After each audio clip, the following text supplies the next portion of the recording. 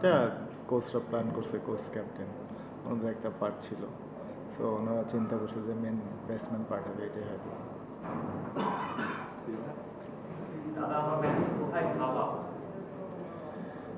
ম্যাচটা অ্যাকচুয়ালি একটা নতুন এক্সপিরিয়েন্স হয়েছে আমাদের জন্য আজকে সুপার ওভারে। হ্যাঁ, এটা ঠিক, অনেকগুলো টার্নিং পয়েন্ট ছিল। হয়তোবা আমরা যদি বলেন যে আজকে স্পিনাররা খুবই ভালো বল করেছে, মুস্তাফিজেরও কয়টা ওভার বাকি ছিল, হয়তোবা স্পিনাররা ভালো বল করছিল বিধায় মুস্তাফিজের ওভারটাও শেষ হয়নি। আবার দুইটা ক্যাচ ছিল, এটাও হতে পারে একটা টার্নিং পয়েন্ট। ওই জায়গায় সোহানের যেটা যে ক্যাচটা মিস করলো লাস্টে, ওটা কি বাংলাদেশকে হারিয়ে দেবে?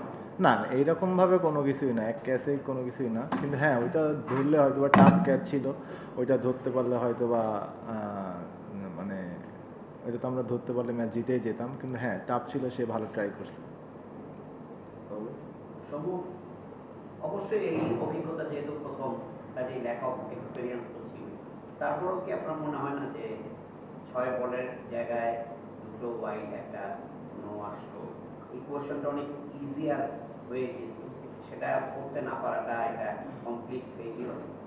হ্যাঁ, এটা বলতে পারেন আমার জন্য ফেলিওর। আমি লেফট আর্ম স্পিনার ছিল, আর আমার নিজেরও কনফিডেন্স ছিল যে না, আমি একটা বাউন্ডারি এখান থেকে আদায় করতে পারবো। কিন্তু হ্যাঁ, এটাও ঠিক যে উইকেটটাও এরকম ছিল না যে ইজি 6 মারা, ইজি বাউন্ডারি মারার মতো উইকেট না।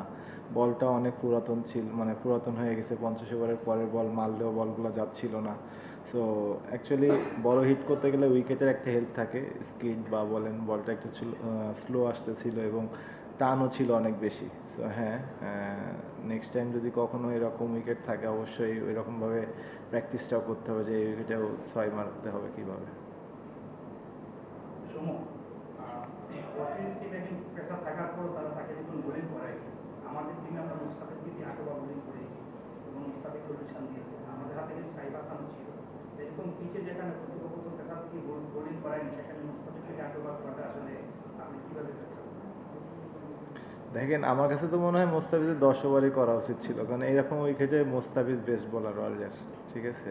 সো হ্যাঁ, স্পিনাররা ভালো করছিল বিধায় হয়তো বা মোস্তাফিজ পুরো 10টা ওভার শেষ করে নাই। কিন্তু এখানে অন্য কোনো কিছুই নাই যে মোস্তাফিজ পেস বলার বল করতে পারবে না, কারণ এইসব উইকেটে মোস্তাফিজ বেস্ট বোলার অলওয়েজ। এটা আপনার পার্সোনাল ওপিনিয়ন জানতে চাচ্ছি যে ম্যাচ আপ জিনিসটা, লেফট স্পিনার বোলিং করলে রাইট দিকে নামানো যাবে না, এটা বাংলাদেশ আজকে পুরো ম্যাচই করেছে এবং ইতিহাসও আছে যে গত 10-15 বছর ধরে করছে। বেশিরভাগ সময় দেখা যায় যে হয়তো ম্যাচ আপটা বাংলাদেশের পরে যায় না। তো আজকে যেহেতু সেট প্ল্যান ছিল, বোঝা যাচ্ছিল যে আকিব হোসেন লাস্ট ওভার করবে, তখন কি ম্যাচ আপের দরকার ছিল আপনার মনে হয়? এটা ভালো প্রশ্ন। অ্যাকচুয়ালি কি, এটা নিয়ে তো সবাই আমরা চিন্তা করি নাই, এটা কোচ ক্যাপ্টেন চিন্তা করছে। তো ওইখানে আমরা কিন্তু জানতাম না আকিব হোসেন বল করবে। কারণ আমরা যদি দুইটা লেফটি নেমে যেতাম, ওই সময় যদি কোনো অফ স্পিনার আসতো, তখন কিন্তু আমরা বিপদে। সো এই জন্য লেফটি রাইটই ছিল। আপনি ওদের ক্ষেত্রেও দেখবেন সেম, ওরাও কিন্তু লেফটি রাইটই ব্যাটিং করছে। আপনারা তো অফ স্পিন ভালো খেলেন। অফ স্পিন ভালো খেলি, কিন্তু লম্বা সময়ের জন্য হতে পারে। কিন্তু একটা ওভারের জন্য যখন আপনি খেলবেন, আপনার তো ফুল ফ্রি হিট খেলতে হবে। সো উইকেটটা তো এরকম না ইজি যে আপনি বল ভালো আসতেছে বা বল ঘুরতেছে না, বলটা তো অনেক ঘুরতেছে। সো এখানে স্পিন খেলা অলওয়েজ টাফ। সুপার ওভার ব্যাপারটাই একটা রেয়ার অকেশন, সেখানে সুপার ওভারে একটা ফ্রি হিট পাওয়া, সেই ফ্রি হিটটাকেও আপনি কানেক্ট করতে পারেননি প্রপারলি। এটা ডিগ্রি ফিল্ডারের কাছে ক্যাচ দিয়েছে। এইটাতে আপনার কোনো রিগ্রেট আছে কিনা যে ওইটা আসলে মেক অর ব্রেক একটা পয়েন্ট ছিল, যে ওইটাকে বাউন্ডারি কনভার্ট করে ফেলতে পারলে হয়তো ম্যাচের কম্পোজারটা চেঞ্জ হয়ে যেত। আর অন দ্য মেইন ম্যাচেও আপনি একই বোলার এগেন্স্ট একটা ফ্রি হিটে আপনি অলমোস্ট এলবিডব্লিউ হয়েছিলেন, ওরা হয়তো আপিল করেনি, বাট করলে হয়তো রিভিউতে গেলে সেটা কি হতে পারতো। আমি এটা বলছি যে আপনার মেন্টাল কোনো ব্যারিয়ার কাজ করে কিনা। না দেখেন, হ্যাঁ এটা ঠিক, আজকে 3টা ফ্রি হিট আমি করতে পারি নাই।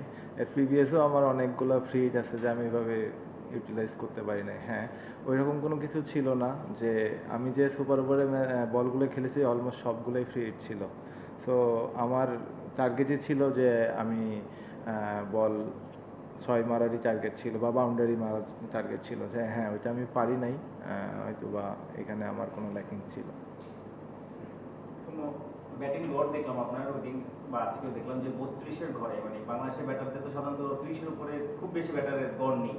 আপনার 32-এর উপরে গড় এবং সাম্প্রতিক 10-15টা সবশেষ ইনিংসও দেখলাম যে সেঞ্চুরি আছে বড় একটা, নিউজিল্যান্ডে কয়েকটা 50 আছে। আপনার কি মনে হয় যে হুট করে বাদ পড়ে যান, হুট করে ঢোকেন, কনসিস্টেন্সি বা আরেকটু সময় আপনি পেতে পারতেন? আর এই 2 ম্যাচে ফিরে আসলে কেমন লাগলো 22 তারিখে? না, যে কোনো সময় অনেক দিন পরে টিমে আসলে একটু নতুনত্ব লাগেই। ওইটা আবার খাপ খেয়ে নিতে একটু সময়ও লাগে, মেন্টাল একটা প্রেশারও থাকে। হ্যাঁ, কিন্তু যেহেতু প্লেয়ার এসেই খেলতে হবে, এটাই হচ্ছে আমাদের কাজ। চেষ্টা করি যখনই সুযোগ পাই নিজেকে প্রুভ করার, কারণ প্রুভ না করতে পারলে তো আবারই মানে টিমের বাইরে চলে যেতে হবে।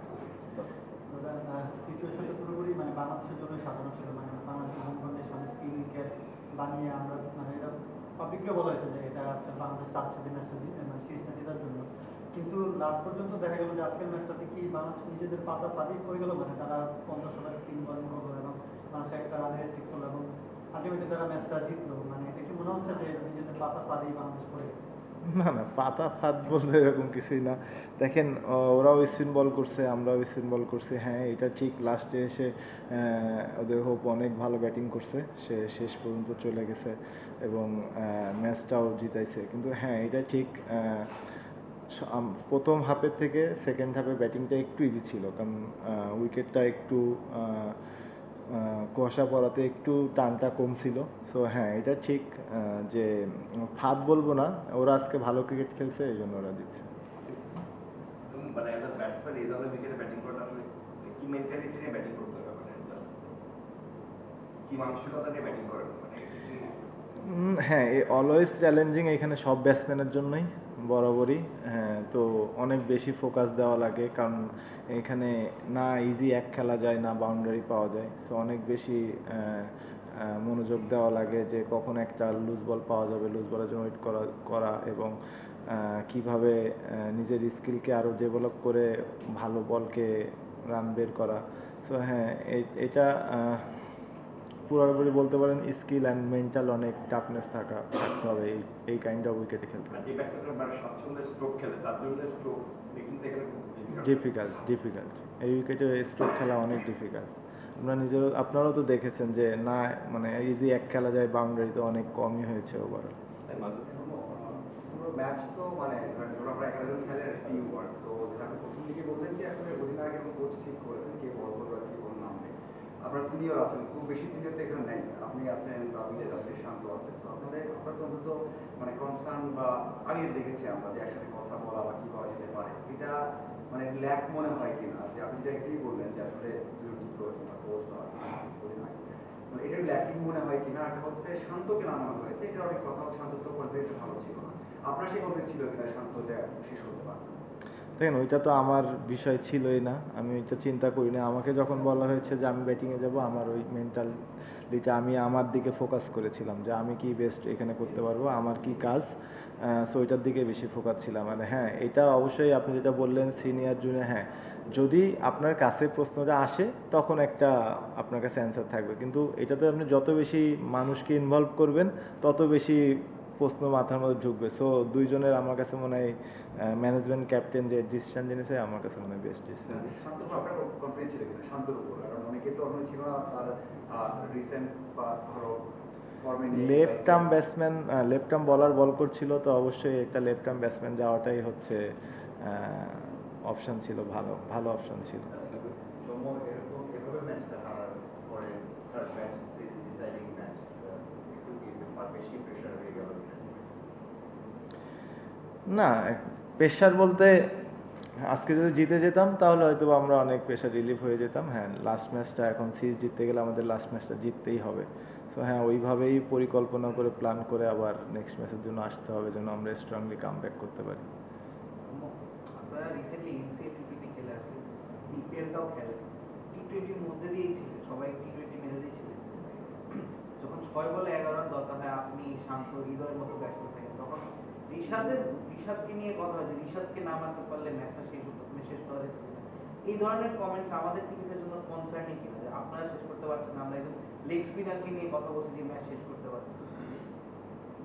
কিন্তু সুপার ওভারে ব্যাটিংয়ের জন্য না, আমি তো আগেই বললাম যে দেখেন এখানে লেফট আর্ম স্পিনার বল করছিল।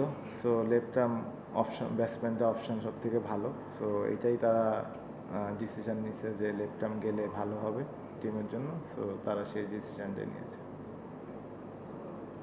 ওয়েস্ট ইন্ডিজে যখন 7 উইকেট পড়ে গেল তখনও ম্যাচটা বাংলাদেশের হাতে ছিল। যখন 10 ভুলে গেল তখন এত ডিফেন্সিভ ফিল্ডিং সেটআপ দেখলাম কেন? আর সুপার ওভারের ব্যাপারে আমার যেটা জানার আছে যে এক বলে তো স্কোর করে 6 রান উঠে গেল, তখন কিন্তু বাকি 5 বলে 5 রান দরকার। ঠান্ডা মাথায় সিঙ্গেল বা ডাবলের উপর খেললেও কিন্তু ম্যাচটা বের করা যেত। মানে ওই মুহূর্তে আসলে হিটিং মেন্টালিটিটা কি আমাদের ডুবালো ম্যাচটা? আপনার কি মনে হচ্ছে? না দেখেন, হ্যাঁ এটা ভালো কথা বলছেন, কিন্তু ওই সময়টা কি ধরেন এমন যদি হতো আর 2 রান বা 3 রান বাকি থাকতো তাহলে আপনার সিঙ্গেল নেওয়ার চিন্তা করতেন। আপনি যদি ওইখানে সিঙ্গেল খেলতে যায় 2টা বল আপনার ডট হয়ে যায় তখন কিন্তু ফুল প্রেশার আপনার উপরে চলে আসবে। তো আপনি ম্যাচটা যত দ্রুত শেষ করতে পারবেন, কারণ আপনার কাছে অপশন আছে বাউন্ডারি, সো ওইটাই আমরা প্ল্যান করেছি। আর প্রথম প্রশ্নটা যে ফিল্ডিং সেটআপের যে ব্যাপারটা, মানে এত ডিফেন্সিভ ফিল্ডিং ছিল না যখন টেল চলে আসলো, শুধু সাইলক ছিল স্টাবলিং ব্যাটসম্যান। ওদের তো টেল নাই, একটাই মাত্র ওদের ব্যাটসম্যান ছিল না, আর 9টাই তো ব্যাটসম্যানই ছিল, ওদের তো কোনো টেলই ছিল না। আচ্ছা, হ্যাঁ, ওদের তো কোনো টেল ব্যাটসম্যানই ছিল না ভাই। এটা একদমই পার্সোনাল কোশ্চেন। জি। সেটা হচ্ছে যে এই ধরনের কামব্যাক সিরিজ আপনার জন্য স্পেশাল, আপনি যে টাইপের প্লেয়ার, এই ধরনের উইকেটে যখন হয়, জানি হয়তো আপনি কোড অফ কন্ডাক্ট বা চিন্তা করার উত্তরটা দিতে নাও যেতে পারেন, বাট আপনি বলেন আপনাদের মধ্যে যারা ব্যাটসম্যান স্ট্রোক খেলতে পছন্দ করে, ইউজুয়ালি এটাই আপনার সম্পদ, আপনারা স্ট্রেংথের, তারা যখন এসে এইরকম উইকেটে খেলতে নামে, এইটা কামব্যাক করাটা কতটা টাফ, এবং এগুলো কি টিম ম্যানেজমেন্ট, কোচ অ্যান্ড সিলেক্টরদের সাথে আপনাদের কথা হয় না যে এই উইকেটের জন্য ঠিক আমার জন্য আইডিয়া কিনা, বা এরকম এই কন্ডিশনে কারা অ্যাপ্রোপ্রিয়েট, এইসব আলোচনা কি হয় কখনো? না না, স্পেসিফিক তো এরকম কোনো কিছুই হয় না। আর আমিও ধরেন অনেকদিন পরে এসেছি, এখন উইকেট ওয়েদার এগুলো তার আমাদের হাতে না। সো যে যে সিচুয়েশান পেয়েছি ওই সিচুয়েশানটাতে এখন আমাকে খেলতে হবে, এটাই এখন দায়িত্ব। সো ওই দায়িত্বটাই পালন করার চেষ্টা করছি। ম্যাচের আগেই যদি বলি, আমরা 4 জন স্পিনার, একজন পার্টেন স্পিনার নিয়ে খেললাম, অথচ শাইরফের স্পিনার এগেনস্টে এভারেস্টটা 70, কেসি কার্টির 40-এর মতো, আরও 2-3 জন ব্যাটার আছে যারা স্পিনটা অনেক ভালো খেলে। আমরা বেশি স্পিন নিয়ে কেন আগালাম? আমাদের যেহেতু এখন পেস খুব ভালো, আর পরবর্তী ম্যাচেও কি আমরা স্পিনের দিকেই চোখ রাখছি? আপনারা তো উইকেট দেখছেনই, স্পিন উইকেট, সো এটাই আর কি মেন কারণ স্পিনার খেলানোর। তো আপনাদের যে বস আছে ক্রিকেট অফসেট চেয়ারম্যান টিচার, উনি বলে থাকেন যে লাস্ট যে পাকিস্তানের সঙ্গে এখানে সিরিজ খেলা হয়েছে তাদের কোচ আপত্তি করেছে যে উইকেট নিয়ে এবেন, আপনাদের কোচ আপত্তি করেছে এখানে ভালো উইকেট না হওয়া। তো সেই জায়গাতেই আপনারা ওয়েস্ট ইন্ডিজের সঙ্গে খেলছেন একেবারে টার্নিং উইকেটে, এটা আপনাদের ক্যারিয়ারকে বা বাংলাদেশকে আসলে কোনো উপরের দিকে নেবে কিনা? এক, দ্বিতীয়ত হচ্ছে যে আজকে হারার পরে বা এখানে এই বাস্তবতা উপলব্ধির পরে আপনাদের মনে হয় যে বিশ্বকাপে আপনারা সরাসরি খেলার মতো যোগ্যতা অর্জন করতে পারবেন? ভারত, অস্ট্রেলিয়া, নিউজিল্যান্ডকে এখানে হারিয়ে। এই যে উইকেট, আমি একটু আগে বললাম উইকেট ওয়েদার এইগুলো তো আমাদের হাতের না, ম্যানেজমেন্টের হাতের। সো এইগুলো নিয়ে আমরা প্লেয়াররা চিন্তাও করি না, যে আমাদের যেখানে খেলতে দেওয়া হয় যে সিচুয়েশন আমরা ওইটাতেই কপ আপ করার চেষ্টা করি। আর ওই যে আপনারা বিশ্বকাপ খেলতে পারবেন আসলে সরাসরি যে ভারত, অস্ট্রেলিয়া, নিউজিল্যান্ডকে এখানে হারিয়ে? এখনও অনেকগুলো খেলা আছে, যদি আমরা সেই সিরিজগুলো জিততে পারি, পজিশন থাকে, তাহলে অবশ্যই খেলবো। দাদা, আপনি বলছেন যে সামনে যদি এরকম উইকেট থাকে তাহলে প্র্যাকটিস করবেন যে উইকেটে কিভাবে ছক্কা মারতে হয়। এই কয়দিন কি আসলে ছক্কা মারার প্র্যাকটিস করা যায়? এই কদিন না, ম্যাচের মধ্যে ঢুকলে তো এরকম কোনো এক্সট্রা মানে স্কিলের কাজ করা হয় না, তখন ম্যাচ প্রিপারেশন নেওয়া হয়। সিরিজের আগে যে 2-3 দিন সিরিজের আগে তো এরকম সময় ছিল না, সবাই আসছে, এসে ফ্যামিলির সাথে সময় দিয়ে খেলতে চলে আসছে। Thank you.